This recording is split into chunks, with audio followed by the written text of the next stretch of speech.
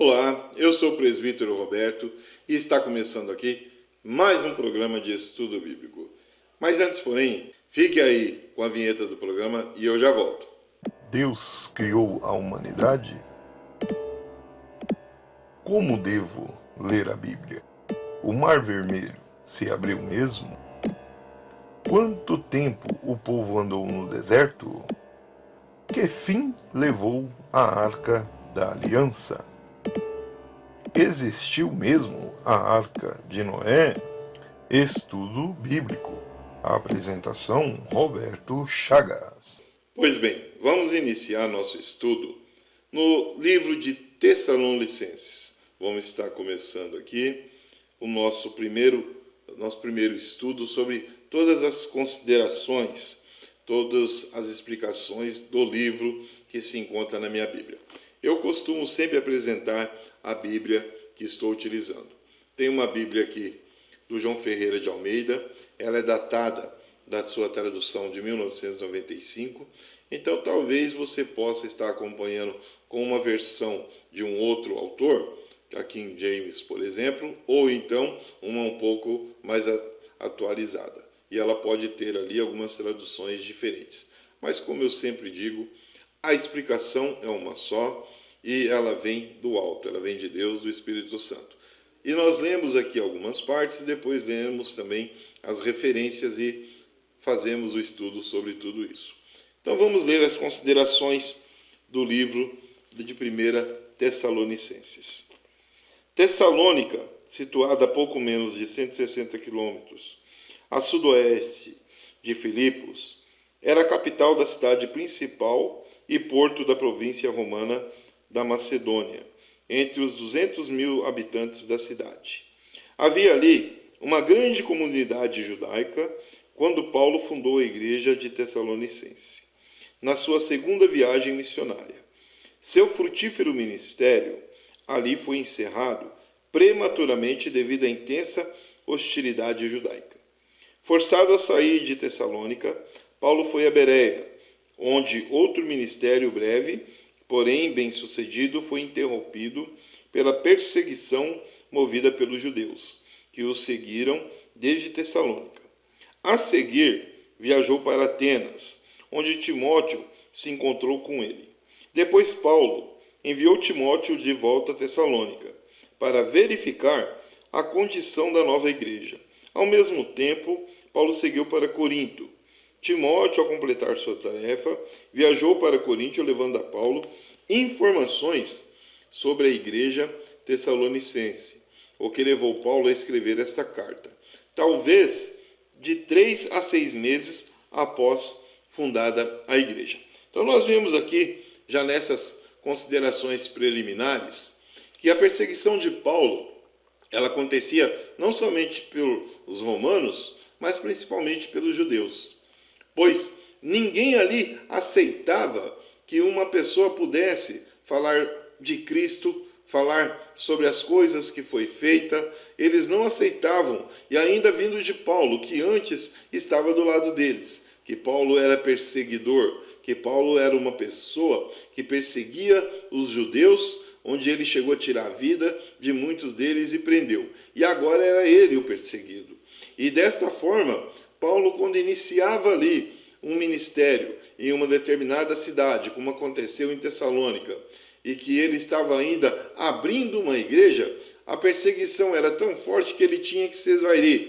Ele tinha que sair do local e deixar que outra pessoa ficasse no comando. E isso não aconteceu somente na cidade de Tessalônica, aconteceu em outros lugares. Mas sempre havia alguém ali que era um cooperador que auxiliava, e nesse caso era Timóteo. Todas as coisas que iam acontecendo, Timóteo levava até o conhecimento de Paulo, e como Paulo não poderia se apresentar ao local, ele enviava cartas. Assim ele fez com todas as igrejas, que nós vemos desde o início aqui, com ele tendo feito essa mesma forma. Vamos entender agora o propósito dessa carta para a igreja de Tessalônica. Por ter sido Paulo forçado pela perseguição ao sair de Tessalônica, os novos convertidos receberam apenas um mínimo de ensino sobre a vida cristã. Ao saber, Paulo, por meio de Timóteo, das reais circunstâncias, escreveu esta epístola para expressar sua alegria pela fé e perseverança dos tessalonicenses, em meio à perseguição, para instruí-los na santidade e na vida piedosa, e para elucidar certas doutrinas, especialmente no tocante à situação dos crentes que morrem antes da volta de Cristo. Então, a preocupação aqui era o que vai acontecer conosco se morrermos hoje e Cristo ainda não estiver vindo. O que vai acontecer com o nosso corpo? O que vai acontecer com a nossa alma? O que vai acontecer com a nossa ressurreição, se vai haver mesmo como aconteceu com Cristo? Então, tudo isso eram as dúvidas e outras mais que se obtinha ali de todas as igrejas, e agora chega ao conhecimento de Paulo pela igreja de Tessalônica. Muitos ali preocupados com tudo que estava acontecendo, principalmente o que vai acontecer comigo depois da morte. Então isso ali fez com que Paulo escrevesse essa carta a todos eles para elucidar, deixar com que eles entendessem e compreendessem o que ia acontecer.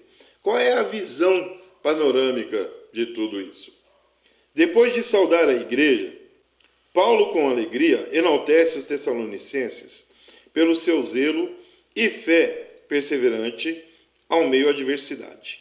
Responde às críticas contra ele, relembrando à igreja a pureza dos seus motivos, a sinceridade da sua afeição e solitude pelo rebanho, e a integridade da sua conduta entre eles. Paulo destaca a necessidade e a importância da santidade e do poder da vida cristã. O crente precisa ser santo, e o Evangelho, acompanhado pelo poder e manifestação do Espírito Santo. Paulo admoesta os tessalonicenses a não extinguirem o Espírito, ao desprezar as suas manifestações, especialmente a profecia. Um tema de destaque é a volta de Cristo para livrar seu povo da ira de Deus sobre a terra. Parece que alguns crentes haviam morrido em Tessalônica, motivando a preocupação sobre a sua salvação final. Por isso, Paulo explica o plano de Deus para os santos, que já tiveram partido quanto a Cristo, voltar para buscar sua igreja. E exorta os vivos sobre a importância de estarem preparados quando ele vier. Paulo termina a carta com uma oração pela santificação e perseveração espiritual dos tessalonicenses. Então, como eu falei anteriormente, as dúvidas eram enormes. Eram muitas dúvidas sobre tudo o que estava acontecendo. Então, eles queriam ali que Paulo pudesse explicar o que iria acontecer com aqueles que morreram. Mas Paulo, também preocupado com os que estavam vivos, ele diz a mesma coisa: não saia da presença de Deus. Não saia do foco. Pois os que se foram serão salvos, e os que estão serão salvos também, desde que estejam na presença de Deus. Quais são suas características especiais dessa carta? São 4 características principais.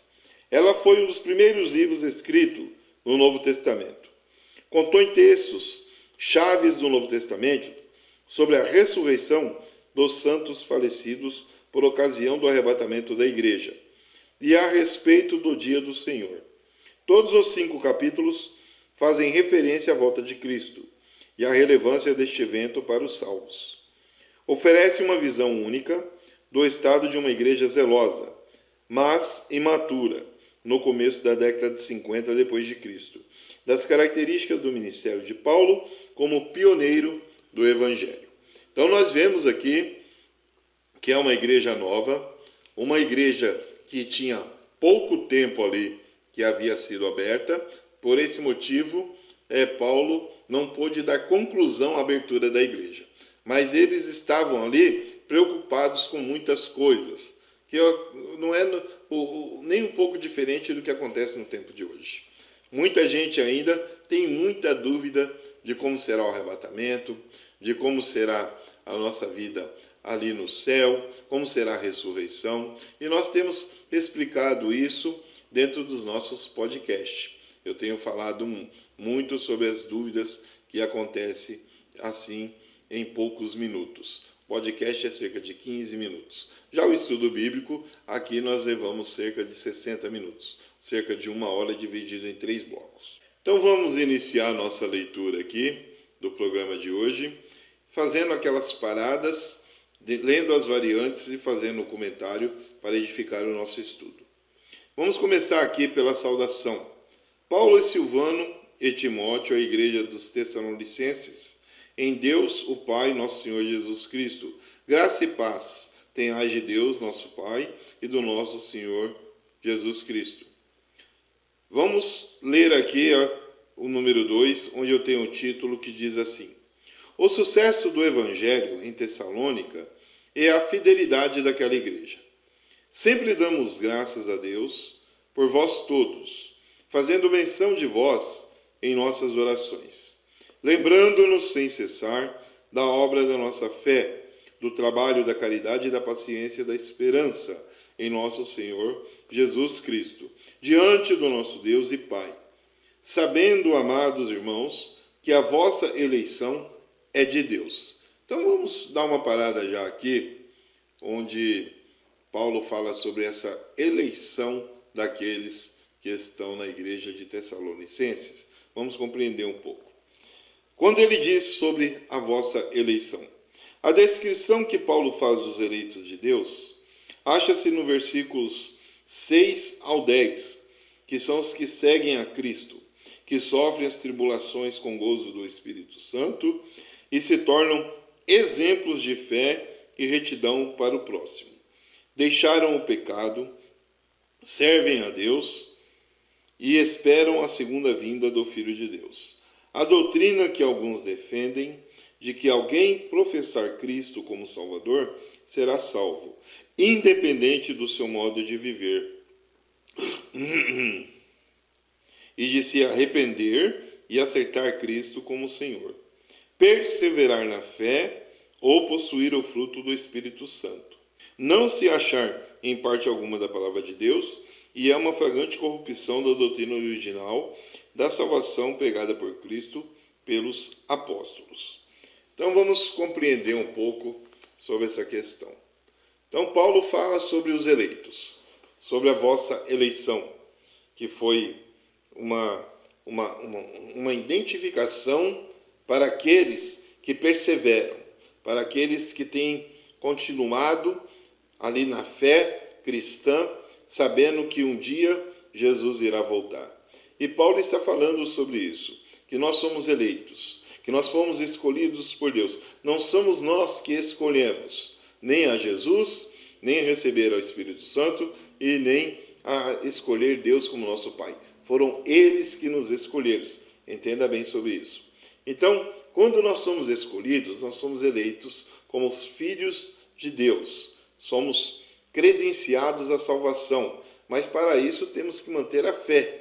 Temos que crer e acreditar que Cristo irá voltar, que essa segunda vida que Paulo está falando vai acontecer. E é isso que ele está deixando aqui bem claro, que nós não podemos desanimar, pois desde 2000 anos atrás vem se falando, desde o nascimento de Cristo, desde a sua crucificação, da sua ressurreição, vem se falando sobre isso. E muitos não creem, muitos não acreditam. Então nós temos que entender, temos que compreender que Cristo irá voltar. Temos que ter fé nisso.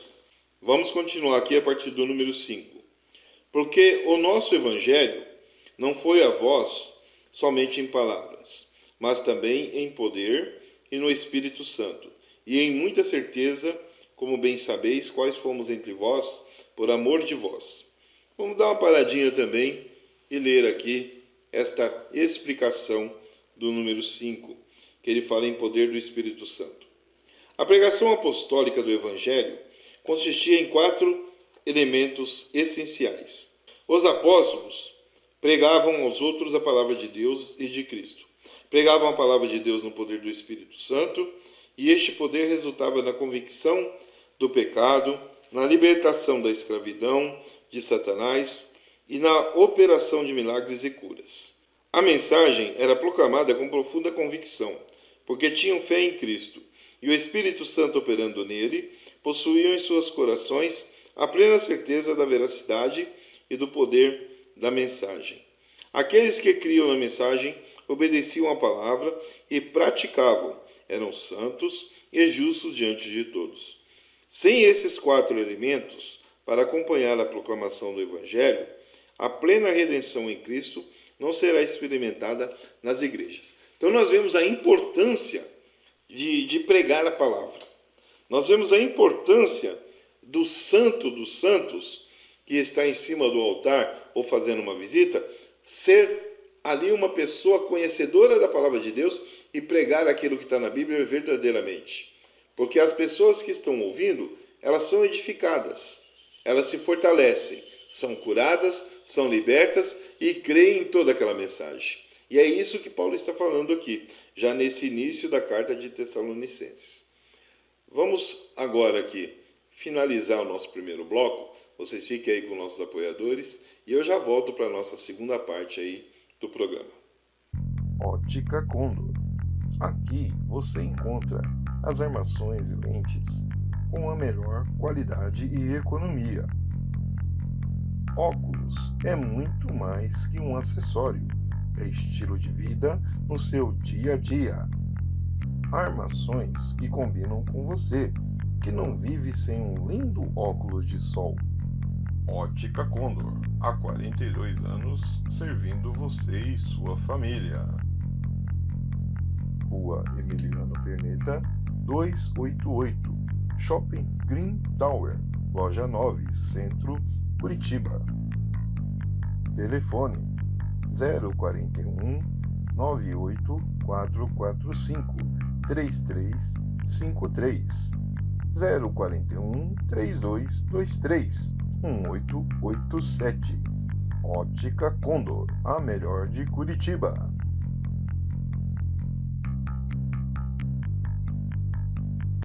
Deus criou a humanidade? Como devo ler a Bíblia? O Mar Vermelho se abriu mesmo? Quanto tempo o povo andou no deserto? Que fim levou a Arca da Aliança? Existiu mesmo a Arca de Noé? Estudo Bíblico. A apresentação, Roberto Chagas. Pois bem, voltamos aqui para o nosso segundo bloco. Vamos dar continuidade aqui a partir do versículo 6, que diz assim: E vós fostes feitos nossos imitadores e do Senhor, recebendo a palavra em muita tribulação, com gozo do Espírito Santo. De maneira que foste exemplo para todos os fiéis da Macedônia e Acaia, porque por vós soou a palavra do Senhor, não somente na Macedônia e Acaia, mas também em todos os lugares. A vossa fé para com Deus se espalhou, e de tal maneira que já dela não temos necessidade de falar coisa alguma, porque eles mesmos anunciam de nós qual a entrada que tivemos para convosco, e como dos ídolos vos convertestes a Deus, para servir ao Deus vivo e verdadeiro, e esperar dos céus a seu Filho, a quem ressuscitou dos mortos, a saber, Jesus, que nos livra da ira futura. Então nós vemos aqui que Paulo, ele cita aqui que todos aqueles que estão na igreja de Tessalonicense são imitadores de Cristo.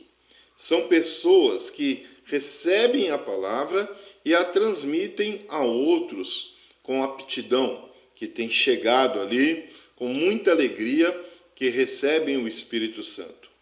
E ele fala também que não somente essa palavra tem chegado na cidade da Macedônia, em Tessalônica e também a Acaia.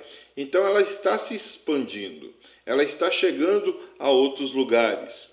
E o que mais me interessa aqui nessa parte, além de tudo isso, é que ele cita que anteriormente eles falam ali sobre a questão de estarem adorando a ídolos, adorando a outros deuses. Então, esses que estavam em Tessalônica eram adoradores de deuses de Baal e agora se converteram. É muito interessante essa parte aqui. E quando ele fala que esperar dos céus a seu filho, nós temos aqui uma relevante sobre essa questão do versículo 10 que diz assim: a grande esperança dos crentes tessalonicenses era a vinda de Cristo, que os livraria da ira futura. A genuína conversão a Cristo, segundo o Novo Testamento, abrange desviar-se do pecado, voltar-se para Deus a fim de aguardar a volta do seu Filho, esperar a volta de Cristo, que envolve uma expectativa contínua em estado de prontidão. A ira futura refere-se à ira do juízo e divinos, que serão derramados sobre o mundo durante o período da tribulação. Os crentes, porém, não precisam temê-la, porque Deus enviará Jesus para nos livrar daquele tempo de ira. É fato, claro, que a volta de Cristo antecede essa ira. Essa é a primeira referência em 1 Tessalonicenses, da volta de Cristo, quando então, para arrebatar os seus santos e levá-la à casa do Pai. Então nós vemos aqui que Paulo está deixando bem claro o que irá acontecer dentro ali, não somente como profecia, mas falando sobre ali de tudo que os tessalonicenses faziam antigamente, principalmente adorando a ídolos, que agora, após se converterem, todos eles serão salvos. Todos aqueles que estão no caminho de Cristo terão sua salvação. E isso faz com que a volta de Cristo irá fortalecê-los e levá-los junto com Cristo. Os mortos se ressuscitarão, aqueles que estão vivos serão levados, e a ira de Deus recairá somente aqueles que ficarem. Então ele está falando aqui sobre a tribulação, ele está falando aqui sobre Apocalipse, ele está falando aqui sobre aquela visão de João, quando os que irão ficar, irão sofrer. E é muito interessante essa questão. Vamos partir agora para o capítulo de número 2, com o título que diz assim: Paulo exerceu o seu ministério entre os tessalonicenses. Mesmo estando longe de Tessalônica, Paulo mostra a todos os moradores de Tessalônica como era o seu ministério. Então vamos dar uma lida aqui a partir do versículo 1 do capítulo 2. Porque vós mesmos, irmãos, bem sabeis que a nossa entrada para convosco não foi vã, mas, havendo primeiro padecido e sido agravados em Filipos, como sabeis, tomando-nos ousados em nosso Deus, para vos falar o Evangelho de Deus com grande combate. Porque a nossa exortação não foi com engano, nem com imundícia, nem com fraudulência, mas, como fomos aprovados de Deus, para que o Evangelho não fosse confiado, assim falamos, não como para agradar aos homens, mas a Deus, que aprova o nosso coração. Porque, como bem sabeis, nunca usamos de palavras lisonjeiras, nem houve um pretexto de avareza, pois Deus é testemunha. E não buscamos glória dos homens, nem de nós, nem de outros, ainda que podíamos falar, ainda que podíamos, como apóstolo de Cristo, ser-vos pesados. Antes, fomos brandos entre vós, como a ama que cria seus filhos. Vamos dar uma parada aqui nesse número 7 aqui e ler a relevante deste versículo, deste capítulo 2. Quando ele diz aqui, já no versículo 1, nossa entrada para convosco. No capítulo 2, Paulo justifica a sua conduta durante o tempo que esteve entre os tessalonicenses. Ele havia sido caluniado e acusado de falsidade na pregação do Evangelho. Isso não aconteceu somente na época de Paulo. Vem acontecendo nos tempos de hoje. Muitas pessoas preferem acusar um pregador, um pastor, um evangelista, um irmão da igreja, pois acusando dentro daquilo que não é verdade, ele vê que o ministério daquela pessoa não irá crescer, que as outras pessoas irão acreditar. E não é isso que estava acontecendo com Paulo naquela época? E não era desta forma que acontece hoje, que estava também acontecendo com Paulo? Pois de todas as formas os judeus tentavam denegrir a imagem de Paulo. E ele deixa bem claro sobre essa honestidade dele dentro da palavra de Deus. Ele fala bem claramente da sua transparência em levar a palavra de Deus e nas suas condutas naqueles tempos que ele havia aceitado a Cristo. E ele ainda continua aqui falando assim, no versículo 4. Falamos não como para agradar a homens. Todo pregador do Evangelho enfrenta a tentação de agradar aos homens, procurar a aceitação, a aprovação e a glória da parte dos outros, pregando somente aquilo que não ofende a ninguém. Está se identificando? Identificou com alguém? Você viu alguém aqui nessas falas? Não é difícil você encontrar alguém nos tempos de hoje que é assim, né? Quantas lideranças, quantos pastores, quantas pessoas que para agradar as pessoas que estão na igreja preferem pregar somente aquilo que é desejável ao ouvido das pessoas, deixando a verdade de lado. Quantas pessoas preferem falar somente aquilo que agrada no coração dos jovens, permitindo que muita coisa aconteça, para que eles não saiam da igreja. Querem ver a igreja cheia, mas se esquecem que igreja cheia não é sinônimo de céu cheio. É muito contrário.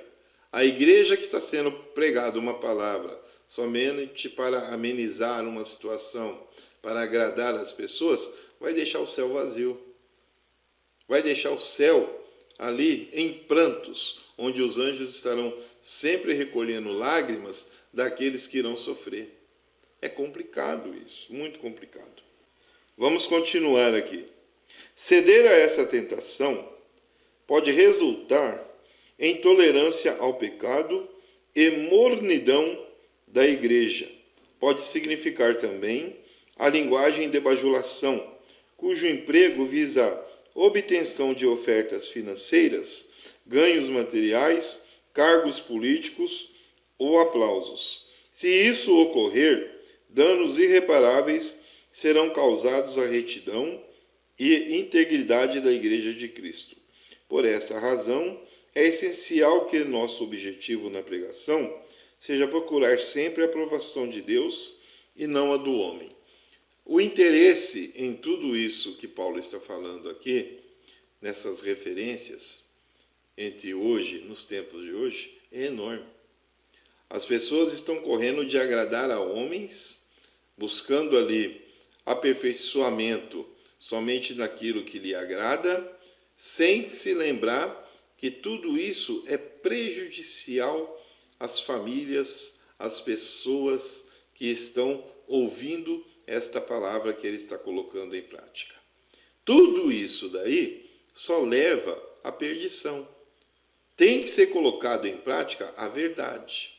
Tem que ser colocado em prática aquilo que está na Bíblia. Enquanto você estiver fazendo as coisas para agradar aos homens, Satanás está rindo à toa. Satanás ele nem mais está fazendo esforço para que as igrejas fechem. Pelo contrário, ele está mantendo igrejas abertas. Ele está mantendo as portas abertas. Porque assim as pessoas estão sendo ludibriadas com mais facilidade. Porque o que tem de mestres, de pastores, de profetas, que estão aí entre aspas, né? Profeta entre aspas, mestre entre aspas, pastores entre aspas, estão aí pregando a palavra falsa, é uma enormidade. É uma enormidade. O número 7 ele completa dizendo assim: Antes fomos brandos entre vós, como a ama que cria seu filho. Então ele está falando aqui sobre uma questão de tratar as pessoas como a mãe ama o filho. Vamos entender isso aqui. Paulo e seus auxiliares oferecem um exemplo de atitude espiritual que todos os missionários, evangelistas e pastores devem adotar ao pregar o evangelho. Como missionários, agiam como a mãe que tem crianças pequenas. Isto dá a entender que, com grande sacrifício, faziam um esforço especial para nutrir e proteger os novos convertidos e prover suas necessidades espirituais. Sua brandura subentende que não se portavam como pessoas importantes ou superiores. Os missionários tinham tanto anseio e amor aos Tessalonicenses que estavam dispostos a consumir a sua própria vida por eles. Dedicavam-lhe longas horas, até o ponto de grande fadiga, a fim de lhes dar o Evangelho. Viviam de modo justo e irrepreensível diante dos Tessalonicenses, exortando-os e corrigindo-os, como faria qualquer bom pai. Então ele está lembrando aqui uma forma exemplar de uma mãe ou de um pai, como cuida e trata seus filhos, com muito carinho, com muita atenção, levando ali essas pessoas a que nós damos um atendimento onde levamos horas e horas. Não há problema nenhum de se estender a comunicação, uma visita, para que a pessoa seja salva. E é isso que Paulo está falando. Dê atenção, dê amor, explique com carinho, use palavras brandas, use sentimentos que são apropriados com a ocasião. E Paulo está deixando bem claro tudo isso. Vamos dar continuidade a partir do número 8, que diz assim: Assim, nós, sendo-vos tão afeiçoados, de boa vontade, quiséramos comunicar-vos não somente o Evangelho de Deus, mas ainda a nossa própria alma, enquanto nos ereis muito querido. Porque bem vos lembrais, irmãos, do nosso trabalho e fadiga, pois trabalhando noite e dia, para não sermos pesado a nenhum de vós, vos pregamos o Evangelho de Deus. Paulo está falando aqui, né, nessa questão de fazer visitas constantemente, independente do dia, da hora, era de dia, era de noite, ele estava visitando algumas pessoas. O número 10 ele completa dizendo assim: Vós e Deus sois testemunhas de quão santa, justa e irrepreensivelmente nós ouvemos para convosco os que creste. Vamos dar uma lida na relevante aqui sobre essa questão. Paulo não aceita o conceito errôneo de um cristianismo pecaminoso, o qual propala que a salvação provida por Cristo e seu sangue expiador não são suficientes para nos salvar do cativeiro e do poder do pecado. Essa doutrina antibíblica afirma que todos os cristãos devem pressupor que pecarão contra Deus todos os dias, por palavras e obras no decurso de toda a sua vida, refutando a doutrina supra. Paulo afirma no tocante a sua própria conduta entre os Tessalonicenses, que ele se comportava santo, justo e irrepreensivelmente. Paulo conclamou tanto a igreja quanto ao próprio Deus como testemunha de que graça suficiente de Deus em Cristo o capacitara a purificar-se de toda a imundícia da carne e do espírito, aperfeiçoando a santificação no temor de Deus. Então, essa justificativa aqui, no versículo 10, que Paulo fala sobre nós iremos errar a todo instante. Nós somos carne, e sendo carne, vamos cometer erros. Vamos voltar a Davi, por exemplo. Davi se tornou rei e foi perdoado por Deus, chamado de coração voltado para Deus, porque ele pedia perdão a todo instante pelos erros dele. Todo momento que você orar, peça perdão para Deus. Pois muitas vezes você começa a cometer um pequeno erro, cometer aí uma falha, e muitas vezes não tem percepção. Então peça perdão a Deus sempre antes da sua oração. Peça perdão a Deus constantemente. Vamos continuar no versículo 11. Assim como bem sabeis, de que modo vos exortávamos e consolávamos a cada um de vós, como pai a seus filhos, para que vos conduzieis dignamente para com Deus, que vos chama para o seu reino da glória. Pelo que também damos sem cessar graças a Deus, pois havendo recebido de nós a palavra da pregação de Deus, recebestes não como palavra de homens, mas, segundo é na verdade, como palavra de Deus, a qual também opera em vós o que creste. Eu sempre falo isso. No início aqui do programa eu falei sobre essa questão. A palavra sempre vem primeiramente para mim. A revelação sempre vem primeiramente para mim. Então, a palavra que é pregada, ela tem esse poder. Ela vem para nós primeiro, que somos pregadores, e depois para vocês. Porque vós, irmãos, haveis sido feitos imitadores da igreja de Deus, que na Judéia estão em Jesus Cristo, porquanto também padeceste de vossos próprios concidadãos, o mesmo que os judeus lhe fizeram a eles, os quais também mataram o Senhor Jesus e os seus próprios profetas, e nos têm perseguido e não agradam a Deus e são contrários a todos os homens, e nos impedem de pregar aos gentios as palavras da salvação, a fim de encher sempre a medida de seus pecados. Mas a ira de Deus caiu sobre eles até o fim. Mais uma vez, Paulo cita que a ira de Deus caiu sobre todos. E aqui nessa referência ele diz assim: Paulo censura os judeus que se opõem ao Evangelho e fala da ira de Deus, que já paira sobre eles. Essa ira inclui a entrega dos judeus já endurecidos à cegueira, a uma mentalidade reprovável e ao futuro derramamento de sua ira, conforme Cristo predissera. Cristo já havia falado, já havia deixado bem claro sobre isso. Muitos ficarão cegos para aquilo que nós iremos falar. Muitas pessoas, eles são tão céticos de Cristo ter voltado que não acreditam.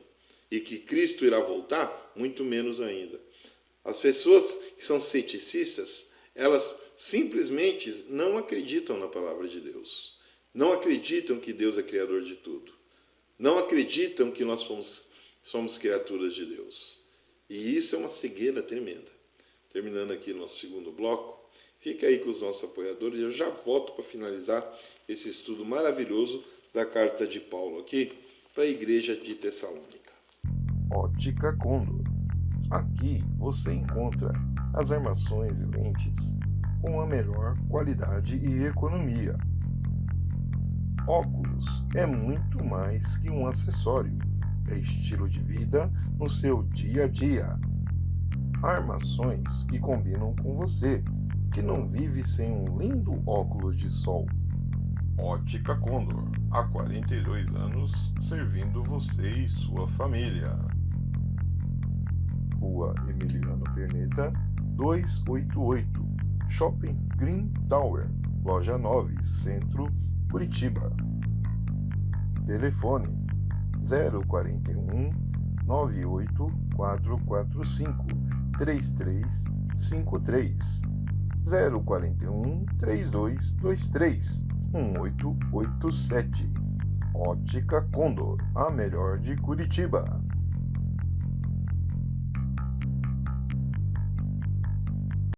Deus criou a humanidade? Como devo ler a Bíblia?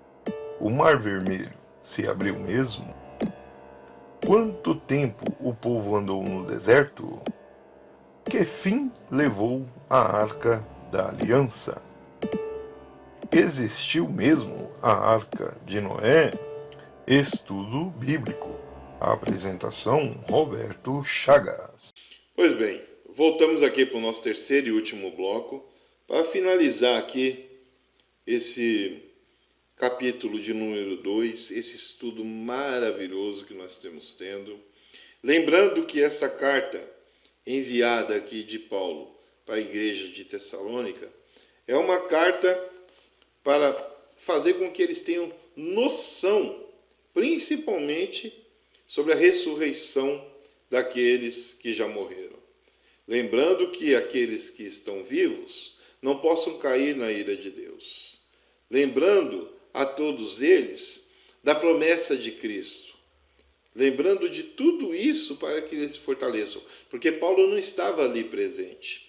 Ele começou esse início de evangelização na igreja, ele começou essas visitas nas casas de algumas pessoas, onde ali ele fala sobre o tempo que ele ficou em muitos lugares, que nunca foi a ele um tempo perdido, que toda palavra pregada verdadeira é uma palavra que traz edificação, que salva as pessoas. Paulo vai lembrando de tudo isso nessa carta, pois ele está longe, ele está em outro local, ele passou por Macedônia, passou por Acaia, porque a perseguição contra a sua vida sempre foi muito grande após ele sair de Saulo, o seu nome antigo, a sua vida antiga, para Paulo, pregador do Evangelho, para Paulo, o apóstolo de Cristo.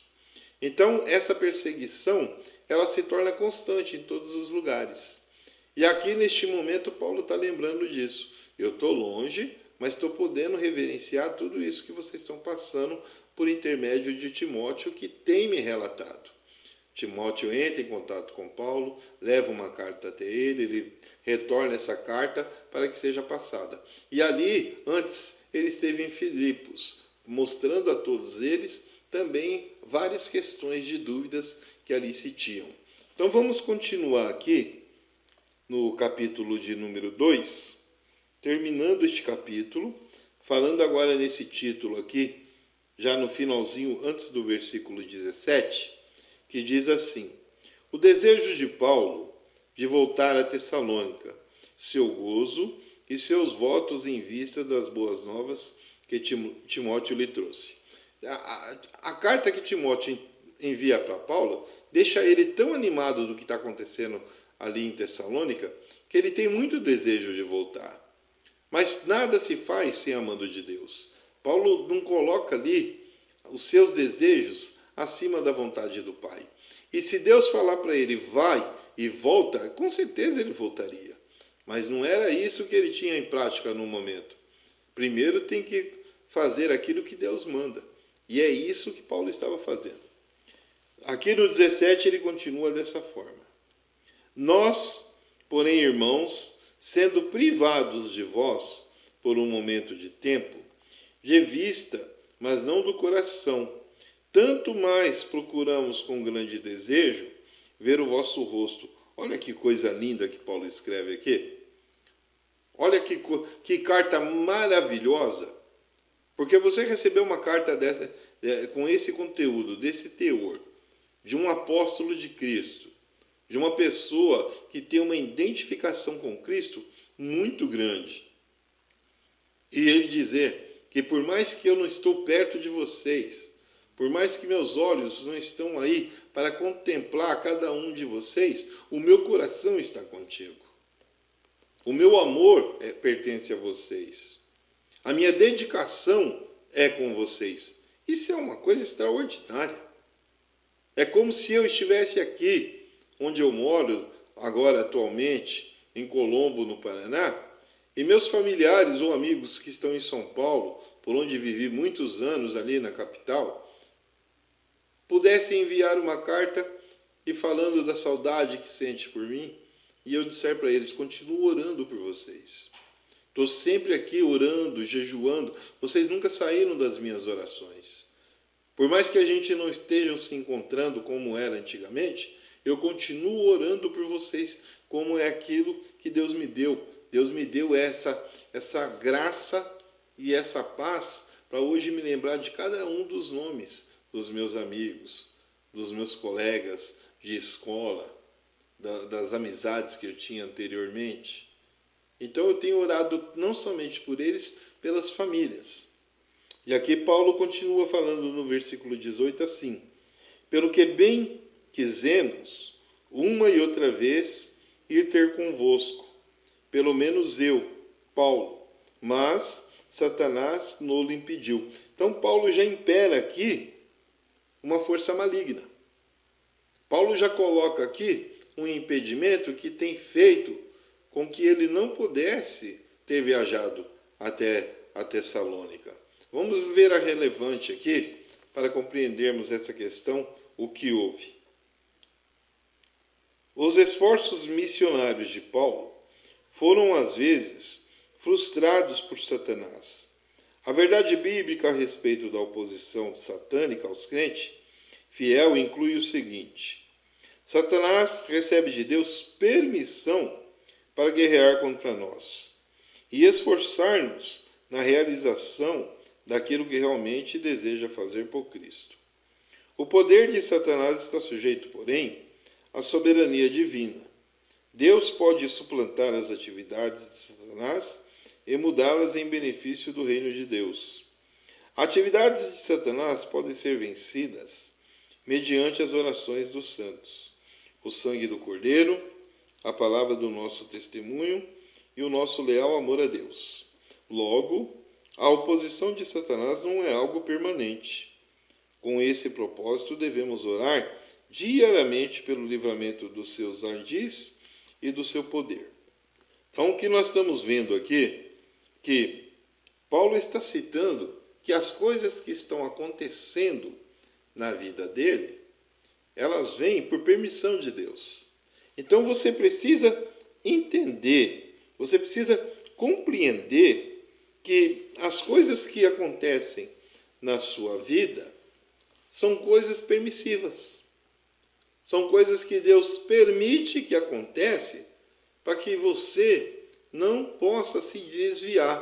Vamos voltar lá em Jó? Satanás chega de frente ao trono de Deus e Deus pergunta para Satanás: onde você esteve? Ele diz: eu estive a rodear o planeta, aquilo que é a criação do Pai. E Deus fala: o que você viu ali de interessante? O que você viu de importante? Eu vi o seu servo Jó. Olha como Satanás é astuto. Ele já fala que Jó, é obediente a Deus. Eu vi o seu servo Jó, aquele que faz tudo o que você quer, aquele que faz tudo o que você pede, querendo jogar já Jó contra Deus, como se Jó fazia as coisas só interessado naquilo que Deus proporcionava a ele, das bênçãos sem medidas que Deus derramava sobre Jó. Satanás tenta ali jogar Jó contra Deus, dizendo que Jó só fazia as coisas porque era interesseiro. E Deus, tendo essa percepção, ele fala para Satanás: já que você acha isso, que Jó só me serve porque eu lhe agrado, vai lá e tira tudo dele, Satanás. Vai lá e arranca tudo dele. Tira o carro, nos tempos de hoje. Tira a lancha, tira os navios, tira os apartamentos, tira o jatinho, tira a coleção de carros que ele tem, apartamentos na praia, a chácara, a fazenda, tira o gado, tira os cavalos de corrida, de raça, tira os servos, tira tudo. E Satanás vai e tira tudo, mas ainda assim Satanás não fica feliz. E ele quer fazer com que Jó sofra mais. Aí Deus permite mais uma vez que Satanás toque agora na onde? No corpo de Jó. Já que tocou na parte financeira, toca agora no corpo. E toca também em seus filhos e suas noras, seus netos, seus familiares. Deixando somente quem? Somente a esposa. Lembrando lá na passagem do Éden, onde ficou só Adão e Eva. Deus permite que Satanás toque na vida de Jó, tirando tudo dele, tirando tudo. Tirou tudo, até os filhos, os netos. Imagina que dor sentiu esse homem por dentro. Que não foi só perder o dinheiro, não foi só perder a credibilidade financeira, só perder seu status dentro da sociedade, mas agora ele estava também enfermo, porque Deus fala para ele, você vai tirar tudo, vai trazer uma enfermidade, mas não vai tocar na vida dele, porque a vida e a alma dele me pertencem. E é assim que nós somos. A nossa vida, a nossa alma pertence a Deus. E Satanás faz tudo isso, achando que Jó fosse o quê? Fosse se voltar contra o Criador. Porque ele, como criação, iria se voltar contra Deus. Ia blasfemar, iria falar de coisas que Deus não gostaria de ouvir. Então Satanás se propôs a esse intuito. Falar, agora eu coloco Jó contra Deus. Eu vou tirar tudo. Eu vou mexer em tudo aquilo que Deus deu para ele. Agora sim Jó vai simplesmente parar de adorar a Deus. Mas o que acontece nós sabemos. Jó começa ali a agradecer por tudo que Deus tem feito na vida dele. Porque ele sabe que nada que está acontecendo, de forma alguma, pode ser sem a permissão de Deus. Então ele sabe que se ele está sofrendo naquele momento, se ele está enfermo, se ele está passando por dificuldade, é porque Deus permitiu. E se Deus permitiu, presta bastante atenção que eu vou falar agora. Se Deus está permitindo que você passe por alguma tribulação, é porque Deus sabe que você é capaz de ultrapassar isso. E Jó, ele estava ali suportando tudo. Vem a mulher e pede para ele blasfemar contra Deus. Vem os amigos e começam a julgar que Jó fez algo de errado, que ele pecou para pagar o preço que está pagando. E não era nada disso que havia acontecido. Jó continua adorando a Deus. E conforme o tempo vai passando, Satanás tem a percepção que não resolveu nada aquilo que ele fez. Deus agora se volta para Jó, cura ele, faz o milagre acontecer, porque naquela época a enfermidade de Jó era algo impossível aos olhos humanos. Jó é curado, e naquele instante o que acontece? Um milagre. Agora tudo se volta para Jó. Tudo agora volta para ele, e volta 100 vezes mais. Ele tem muitos mais filhos, ele tem muitos mais netos, ele tem muito mais sobrinhos, ele tem muito mais parentes, ele tem muito mais bens, ele compra muito mais propriedades, ele tem muito mais imóveis. Tudo muda. E é isso que você precisa compreender. E é isso que você que está acompanhando nossos estudos precisa entender. Se você estiver passando por alguma tribulação, estiver passando por algum problema, Satanás só está operando porque Deus permite. E se Deus permite é porque você está apropriado a suportar. Deus só dá a prova para quem tem condição de suportar. E eu quero neste momento, antes de fazer uma oração para você, que deve estar passando por algo semelhante, que você possa me auxiliar dentro deste programa.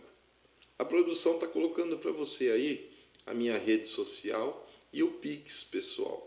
Tenho falado aqui sempre sobre essa questão do Pix, porque muitas vezes algumas pessoas possam não compreender. Eu não tenho nenhum ministério, eu não tenho nenhuma igreja. O que eu tenho aqui é tudo que eu faço no particular. E o meu Pix é particular. Por isso eu lhe peço neste momento, se você puder me ajudar, se você puder aí enviar qualquer coisa para me auxiliar a manter esse programa no ar, para que o meu ministério continue aqui levando o programa de estudo bíblico, que você possa compartilhar este programa assistido por essa televisiva, que você possa me auxiliar para manter este programa no ar, envie qualquer coisa aí. Qualquer valor que você enviar, eu estarei muito grato por isso. E Deus irá te recompensar, pois só Deus para recompensar aqueles que fazem o bem. E agora eu quero orar por você neste momento. Se você puder fechar seus olhos, feche.